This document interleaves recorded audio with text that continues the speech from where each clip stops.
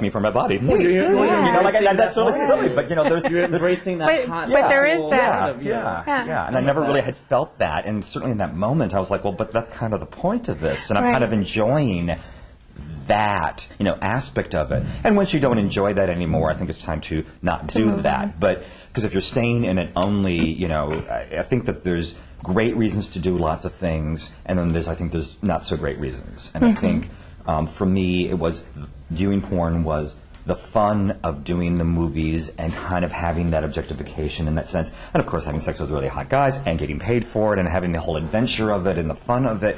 But once... You put it that way. Yeah, but once you're kind of done with that, then I think, when it started to become a job, that's when I knew that I needed to stop making movies and I needed to focus on other stuff. And I started doing promoting events and producing things, and that's when, and that kind of took over, that kind of happened, overlapped, and that was kind of a hobby that turned into sort of a job. And you do things now for assistance in other communities as well, don't you? Well, I've been doing fundraising. I started out, I was actually living here in New York when I started doing porn, and I started doing events. I started making appearances at events like in '96 in LA and other places, and then you're kind of going around and you're doing your strip gigs and everything.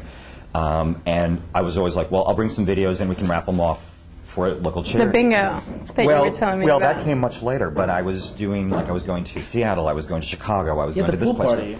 And then the pool party came kind of down the line after that, and it was never like now I will do fundraising. It was sort of like well, I'm kind of doing this, well, let's just do something a little bit bigger. Well, let's just make a little bit bigger after that. Okay, how about a little bit bigger after that?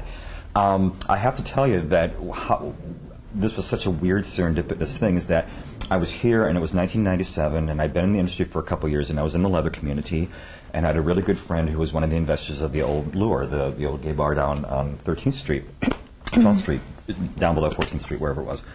And he wanted me to be involved in the Mr. Lure contest, and I thought, okay, well, that will be kind of fun, I'll get a title. And so I came in I came in like first runner-up or something like that, and it was fun, And then a couple months went by, and Drummer Magazine, which was...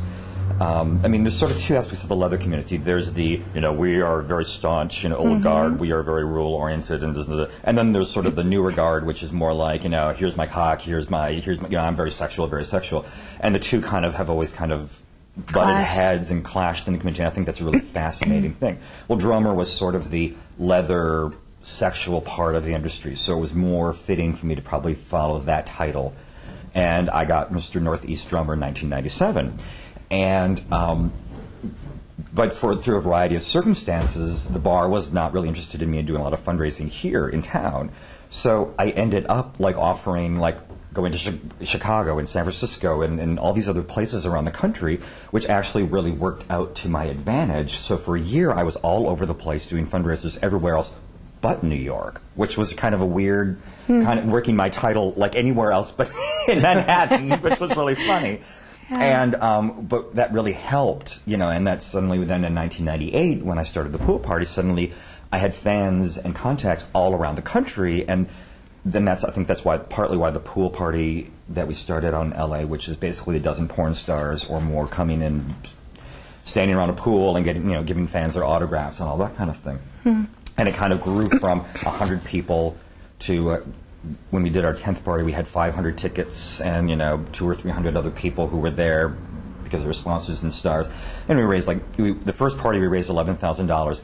The last party we raised $64,000. And it kind of graded it, over those 10 parties. So, bringing you back towards the relationship aspect, how have you found that being a porn star has helped your relationships, or how has it affected your relationships?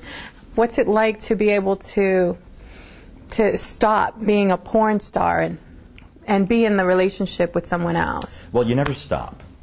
It's like not that I consider myself to be obviously this level, even regarded to the porn comparative to the porn industry, but Cher does not stop being Cher. It's not like she can just say, okay, I'm not going to be Cher today. It's like, well, she's always going to be that. That's just who she is, and that's no matter where she goes, that's who she is.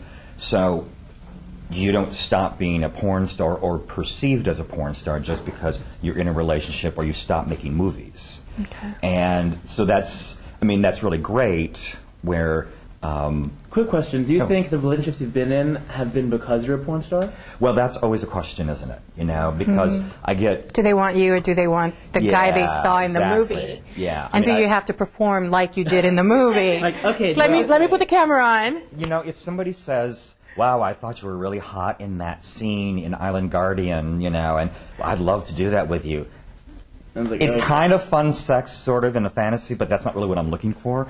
And it is kind of a red flag to me. But then again, I have to also say that it's also a red flag to me when somebody has got to make the point to me and say, well, I've never seen you in one of your movies. So, it's sort of like a no-win situation in a way, because if they say they have seen me, then I feel like they're a fan. And if they say that they haven't seen me, then I wonder, well, why do you have to tell me that?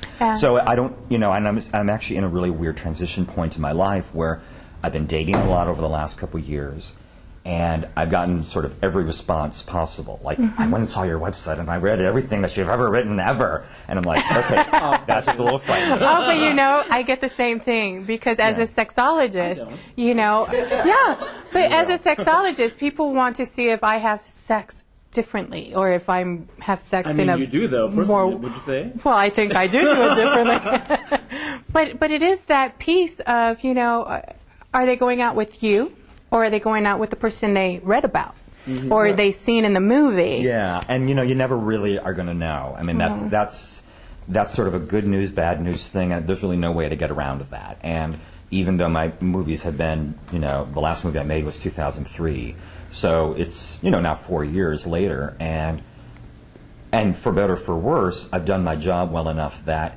I still have fans, and people still write to me, and still people, will stop me at a leadership conference or a gay men's health conference where I'm speaking, and talk about it and say, oh, I've seen that movie or this movie, or I'll be at a bar and say, like, you look familiar. Now, the really interesting thing is that, I don't know if the viewers know this, but during most of my career, I had kind of a big bushy 1970s mustache, and like a buzz cut, like a military cut, because I thought that's really hot, and I still do.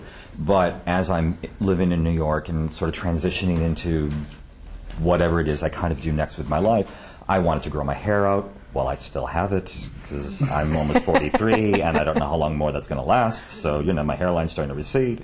And I kind of thought, well, I just want to do some other things and, whatever. So the funny moment is, actually, I was at Gym Bar. This was at the end of last summer.